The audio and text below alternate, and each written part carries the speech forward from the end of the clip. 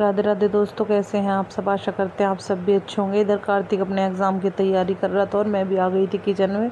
मुझे बनानी थी कढ़ी, तो देखिए जी यहाँ पे मैं भी अपनी कढ़ी बनाने की तैयारी में लग गई हूँ, क्योंकि साथ ही साथ कुछ और काम भी करने थे। और आज आ जाएगी पूजा भी घर से। आज भैया पूजा को लेने के लिए गए थे, क्योंकि अब श्राद्ध लग जाएंगे, तो श्राद्ध में हमारे यहाँ पे आते जाते नहीं हैं, तो इसलिए मम्मी ने बोल दिया था कि भैया अभी ले आना जाके। तो आज वो भी घर से आ जाएगी। फिर बच्चों को भी स्कूल भेजना था, तो मैंने फटाफट से यहाँ पे कर दिया था कढ़ी बनाने की तैयारी। इस बार कढ़ी 8-10 दिन हो गए थे, काफ़ी दिन हो गए थे, तो सबका मन कर रहा था कि कढ़ी बना लेते हैं। तो मैंने आज इसलिए थोड़ी सी कढ़ी की तैयारी कर दी थी कि ज़्यादा तो नहीं बनाऊँगी, क्योंकि बरसात का मौसम हो रहा है तो सब कम ही खाते हैं। तो यहाँ पे मैं लस्सी में हल्दी, नमक, मिर्च वगैरह सारी चीज़ें साथ ही डाल के इसको उबलने के लिए रख दूँगी। तब तक साथ ही उबल जाएगी, तो साथ ही मैं पकौड़ियाँ उतार लूँगी और फिर एक ही साथ तड़का वगैरह लगा के रेडी हो जाएगी। तब तक मेरा आटे वगैरह का भी काम हो जाएगा। तो यहाँ पे मैं इसको हाथ से ही अच्छे से घोल दूँगी, क्योंकि अगर उससे घोलती हूँ तो कई बार हल्की फुल्की बेसन की गांठ सी रह जाती हैं। तो यहाँ पे मैं इसमें सारा सामान डाल के और तब इसको घोल के और उबलने के लिए चढ़ा दूँगी। तो मैं भी तैयारी ये कर रही थी कि आज पूजा आएगी, तब तक सारा काम ख़त्म कर देती हूँ, क्योंकि बच्चों को बहुत ज़्यादा इंतज़ार था कि आज मम्मी आ जाएगी। बच्चों को तो देखिए, उससे ज़्यादा बच्चों को तो ज़्यादा शौक़ था कि मामा के घर से कुछ ना कुछ मिठाई आती है, तो बच्चों को ज़्यादा यही था कि मम्मी कब तक आएगी। बार बार मेरे से पूछ रहे थे कि कितना टाइम लग जाएगा मम्मी मम्मी के आने का। मैं कहा भाई टाइम तो लगेगा, देखो लेने के लिए जा रहे हैं, लेकिन इनसे रहा नहीं जा रहा था। आज सुबह से ही इन्होंने मेरे से यही बात पूछनी शुरू कर दी थी कि मम्मी किस टाइम तक आ जाएंगी मम्मी। मैं कहा भाई देखो, तेरे पापा ड्यूटी से आएंगे, बीच में जाएंगे। तो फिर यहाँ पे देखिए ये सब आ गए थे घर से।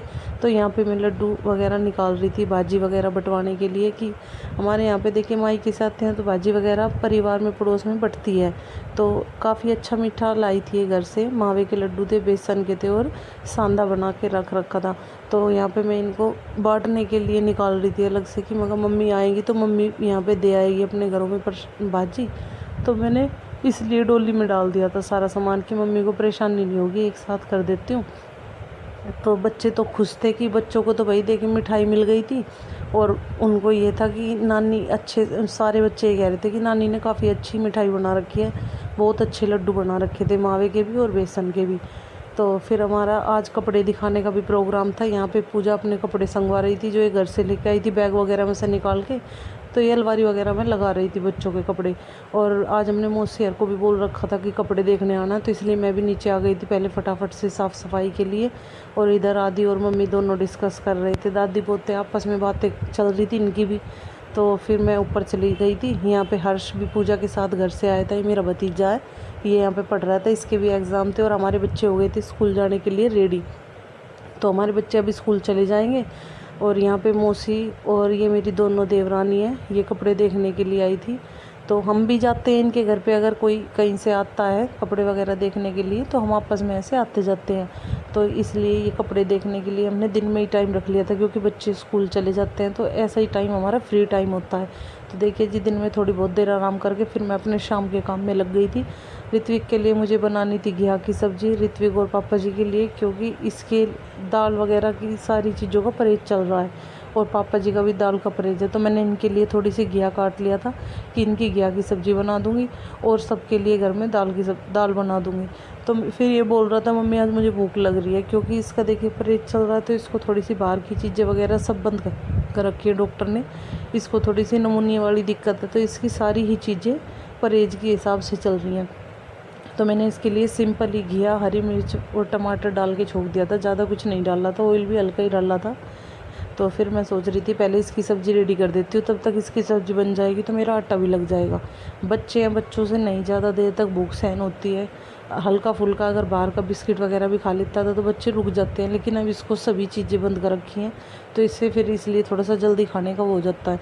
मैंने इसके लिए पहले इसी की सब्ज़ी छोड़ दी थी कि तब तक भाई तेरी सब्ज़ी बन जाएगी, तब तक मैं और काम कर लूँगी।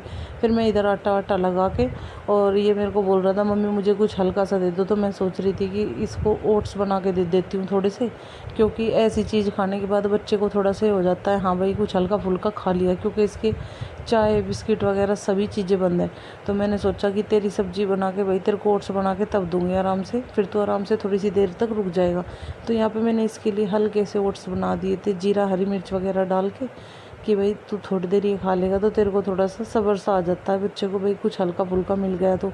फिर मुझे पापा जी की दाल रेडी करके और फिर मुझे शाम के कपड़े वगैरह भी प्रेस करने थे, क्योंकि सभी सुबह के टाइम थोड़ी सी दिक्कत हो जाती है, ड्रेस वगैरह प्रेस करनी होती है। तो अब मौसम भी देखिए ऐसा चल रहा है, कई दिनों से लगातार बारिश कभी बंद हो जाती है, बूंदाबांदी सी चलती रहती है। तो सुबह के टाइम थोड़ी काम करने में भी परेशानी हो जाती है, बच्चे जाते हैं टाइम टू टाइम, बच्चे उठते नहीं हैं, लेट हो जाते हैं। तो इसलिए मैं थोड़ा सा कुछ काम अपना ऐसा करती हूँ जो रात को ही करके रख लेती हूँ, तो इतनी दिक्कत परेशानी नहीं होती है।